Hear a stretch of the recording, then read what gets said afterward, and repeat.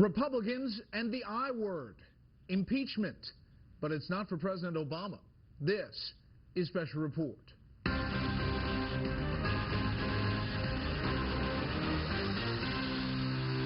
Good evening. Welcome to Washington. I'm Brett Baer. House Republicans are going after the man. They have begun the process of trying to impeach IRS Commissioner John Koskinen. Correspondent Doug McKelway is here. Good evening, Doug. Evening, Brett. The spark that ignited these impeachment proceedings was the decision last week by the Department of Justice not to press charges against Lois Lerner or anyone else at the IRS for the targeting of conservative groups. When that decision was made, the chairman of the House Oversight Committee, Jason Chaffetz, tweeted, "A clear message must be sent that using government agencies to stifle citizens' freedom of speech will not be tolerated." There may be another factor that spurred today's impeachment resolution, the imminent change in House leadership. Paul Ryan, as chairman of the Ways and Means Committee, also had jurisdiction over the IRS. Listen to his last words to Koskinen on June 20th of 2014. I don't believe you. This is incredible. I have a long career. That's the first time anybody has said that you do not believe me. I don't believe you. It may be that with Ryan expected to come in, Chairman Chaffetz felt he had a green light to go with an impeachment resolution. Chaffetz said today, quote, "Commissioner Koskinen violated the public trust. He failed to comply with a congressionally issued subpoena. Documents were destroyed on his watch, and the public was consistently misled." Ranking member Elijah Cummings late today lambasted Chaffetz's move, quote, "There is zero evidence that Commissioner Koskinen engaged in these acts. To the contrary, the IRS has now spent $20 million and 160,000 hours employee work cooperating with this misguided investigation with no evidence of any political targeting." The resolution occurred just hours after Koskinen testified on the Senate side today about his implementation of bipartisan recommendations from the Senate Finance Committee to repair the broken IRS. In closing, Chairman Hatch was much more accommodating to Koskinen than those on the House side. I have a high opinion of you, and I'll get in trouble with the House by saying this, but I have a high opinion of you, and basically think that you're trying to put things in order, and I'm going to count on you doing that. The House Oversight Committee will have to debate the articles of impeachment against Koskinen and then vote in committee to impeach him. It will then move to the full House. Now, whether Ryan, as the expected new Speaker, wants this on his plate right out of the gate, we will soon find out. And Brett, just moments ago, the IRS told us, quote, that it vigorously disputes the allegations in the resolution. It says we have fully cooperated with all of the investigations. Brett? Okay, Doug, thank you. More on this with the panel. The White House is calling a potential deal with Congress on the budget and the debt limit a break in the cycle of crisis-driven decision-making. A House vote on the proposal is slated for tomorrow. The same day, Republicans will try to pick a replacement for Speaker John Boehner. As Doug mentioned, expect to see Congressman Paul Ryan. Chief Congressional Correspondent Mike Emanuel has the latest from Capitol Hill tonight. I wanted to do my best to clean the barn. Retiring Speaker John Boehner negotiated a bipartisan deal with his congressional counterparts and the White House to help his successor, expected to be Congressman Paul Ryan, start without an immediate crisis on his hands.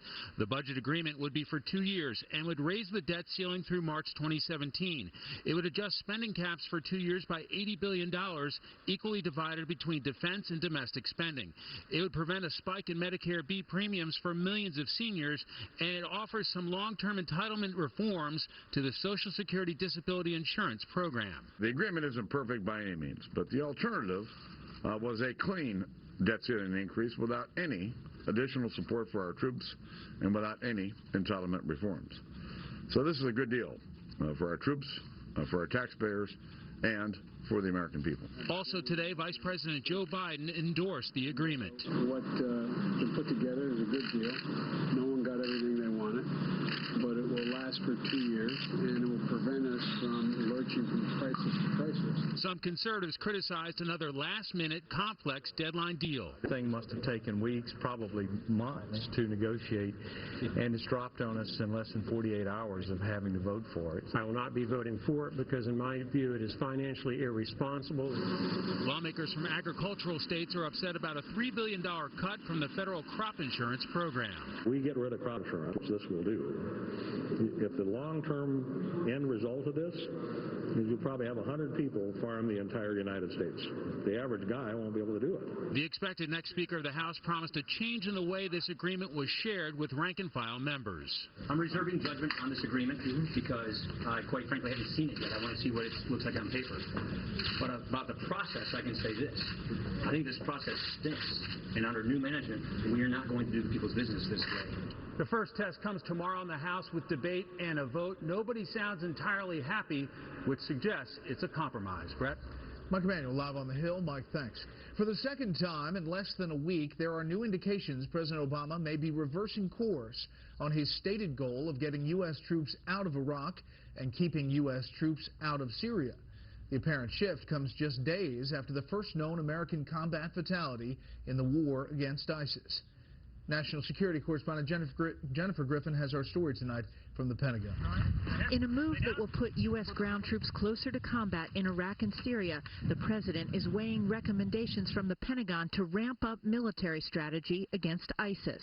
We expect to intensify our air campaign, including with additional U.S. and coalition aircraft, to target ISIL with a higher and heavier rate of strikes. There will be more U.S. Special Operations raids like the hostage rescue last week involving Delta Force operators embedded with Kurdish fighters. That wasn't the intent, obviously. He was accompanying those forces. The White House said today the president is not authorized. After talking to the commanders on the ground, I believe we'll have an opportunity to reinforce Iraqi success in the days ahead. We've developed a variety of options to do that. The hearing got testy when Senator John McCain asked why there still aren't plans for a no-fly zone in Syria. It is not a new issue. It is a substantial military So it seems to me you should have a position on it. We do not have a concept of operations for a no-fly zone at this time that we're prepared to recommend. Because the White House does not want to confront Russia in the skies over Syria, which led to this admission from the president's top military advisor. I think the balance of forces right now are in Assad's advantage. So what you've done, gentlemen, along with the president, is you've turned Syria over to Russia and Iran. This is a half-assed strategy at best. Meanwhile, a U.S. Navy guided missile destroyer, the USS Lassen, sailed within 12 nautical miles of the artificial Spratly Islands in the South China Sea, eliciting an angry response from China. I advise the United States not to make a fool out of themselves in trying to be smart. An irritated McCain pressed the defense secretary to confirm the U.S. naval operation. I don't like, in general, the idea of talking about our military operations, but what you read in the newspaper is accurate. I don't think that the senator asked you to tell why, when, and how. He just asked you whether you could confirm it or not. I can. In another dramatic shift, the U.S. invited Iran to join peace talks on the future of Syria, a shift in strategy as Secretary of State John Kerry begins talks to end the war in Syria. I'm Jennifer Cube. Up next, the doctor is in, the Donald is out as frontrunner at the top of at least one national poll. First, here's what some of our Fox affiliates around the country are covering tonight. Fox 57 in Columbia, South Carolina, where the sheriff says a decision may come dragged across a classroom. Officials say the student refused the deputy's order to leave the class for being disruptive. The sheriff says another video shows the student hitting the deputy. The FBI says it has opened a civil rights investigation. Fox 2 in St. Louis, where an EPA administrator ground landfill fire does not reach a buried cache of nearby Cold War-era nuclear waste. The official says there's no immediate danger since the fire is still 1,000 feet from the waste. We're there tonight for Fox 4, our affiliate.